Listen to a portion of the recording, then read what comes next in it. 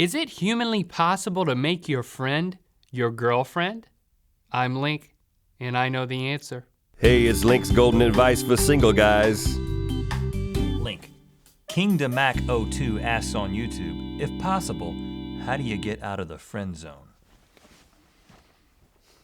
The friend zone. The place where single guys go to die. Oh, she likes you. As a friend. I'm gonna help you escape, but first things first. Here's how to know with 100% certainty that you have indeed been friend zoned. If she tells you, you're like a brother to me, you've been friend zoned. If she ends your phone conversation by saying, love ya, you've been friend zoned. If she ever calls you buddy, or worse yet, adds a Y on the end of your name, you've been friend zoned. If she has even once asked for a high five, friend zoned. If she invites you to the movies, along with 3 of her girlfriends, friend zoned. If she asks you to ask someone else to ask her to the prom, friend zoned. If her hugs are exclusively in side form, friend zoned. And finally, if she farts in front of you, friend zoned. Once you're trapped in this tormenting pit of relational Hades, it's virtually impossible to pull off a girlfriend conversion. But all hope is not lost.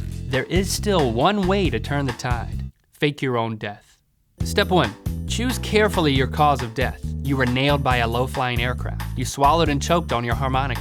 You were trampled by the Budweiser Clydesdales, or simply trampled by a funeral procession. Don't choose anything morbid or lame. Death by a broken heart, death by chocolate, death by a wedgie. Avoid cancer like the plague. Also avoid the plague like the plague. It's too archaic. Step 2, break the news to her. Text her from your phone, posing as one of your friends.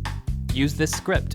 Hey, her name. This is your friend's name. I hate to have to tell you this, but your name died today by cause of death. It's amazing his phone survived. I'm so sorry. We are all devastated. Your name was always telling me how special you were to him. Peace out. : right parenthesis. Step 3, lay low for 2 or 3 days. A good place to lay low? A campground. A bad place? A food court. Good place? A cave in the woods. Bad place? A cave in the woods inhabited by a bear. Good place? Your grandma's. Bad place? Her grandma's. Step 4, the triumphant return. Right at the point of her deepest misery, run into her house or apartment yelling for her. Apologize profusely and quickly explain that what actually happened is you had been knocked unconscious by a crook. He had taken your wallet and then proceeded to die by whatever cause of death you chose. Because the crook had a ballpark resemblance to you and had your personal effects, the police thought you were the deceased person. When you finally woke up and the amnesia wore off, you came as soon as you could because, and this is key, you care for her deeply. At this point, if you've executed my plan to perfection, she will suggest that you start dating. It's that simple. Now go and be golden. This episode of Link's Golden Advice for Single Guys is brought to you by Aura Brush. Because my advice is pointless if your breath smells like a dead squirrel. Ask Link a question in the comments on Facebook or at Link Lamont on Twitter.